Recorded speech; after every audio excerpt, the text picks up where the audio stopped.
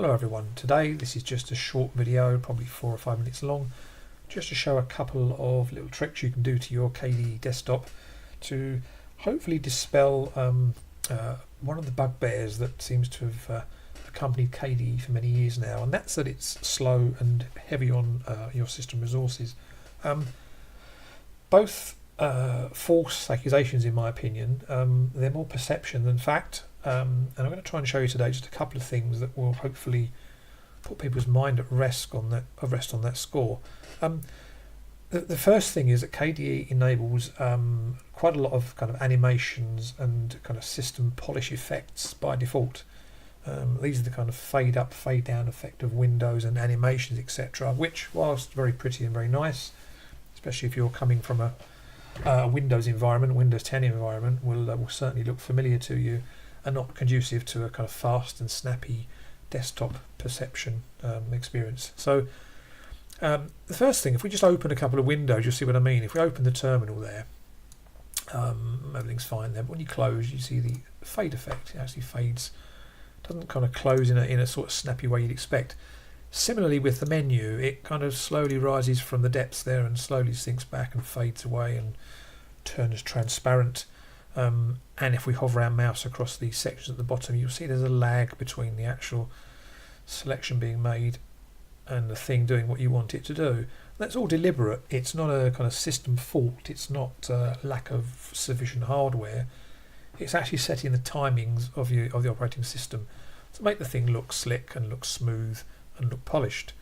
And I'm not knocking that. That's great. If that's what you want, then fill your boots and just leave it as is.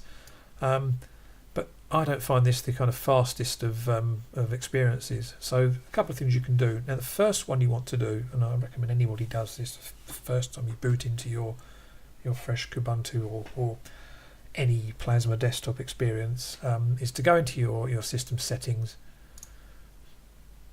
And what we want to do is we want to adjust the KWin settings, the Compositor Settings. So where you'll find it is in Settings, right down the bottom, Display and Monitor, and it's nestled away here in the Compositor setting. Now at the top you'll see the blue bar there. That's the Compositor Effects setting, and it's set for the central position. God only knows what will happen if we moved it all the way to the right. It will be extremely slow, but that actually gives quite a high degree of animation at this default setting. So what you want to do is just slide it all the way to the left, which is the animation speed as instant, and you want to save that. And now what you'll see is your menu snaps open and closes.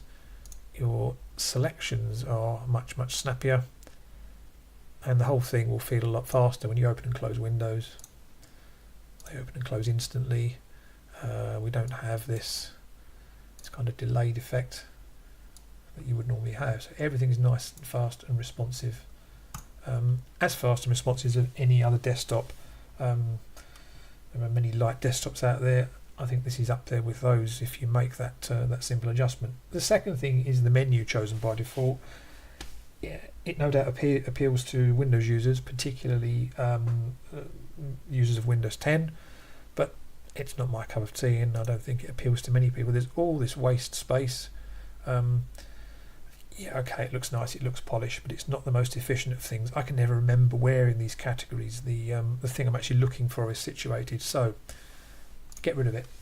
What we want to do is you want to unlock system widgets. The easiest way to do that is right click on your bar at the bottom, unlock widgets, and now if you right click on the menu icon, you'll see alternatives. You click alternatives and select application menu at the bottom and switch. And of course you want to remember to just lock these widgets down. It's not important, you don't have to do this, but it saves you making any unplanned adjustments that crop up in future. Now click on the menu and you'll see there's a much faster reacting and much simpler looking menu system, and it's blazingly fast. You'll see as I move the mouse across these categories, it's absolutely steaming along, as are all these selections here. Much faster, much neater. Your commonly used applications are listed down the side here. You haven't got to faff around trying to remember which categories they're in. And it just adds to the overall speed and kind of efficient look of the system. So that's what I suggest you do. it'll bring benefits certainly in your perception of the system speed. On boot up, this is on a desktop system running a fairly powerful back end. It's an i7, it's got 16 gigs of RAM, a nice roomy SSD hard disk. This boots up at about 400 megabytes. That's about the kind of mid-level point for a distro. That's equivalent to a kind of fully loaded XFCE or a Mate installation, so by no means heavy.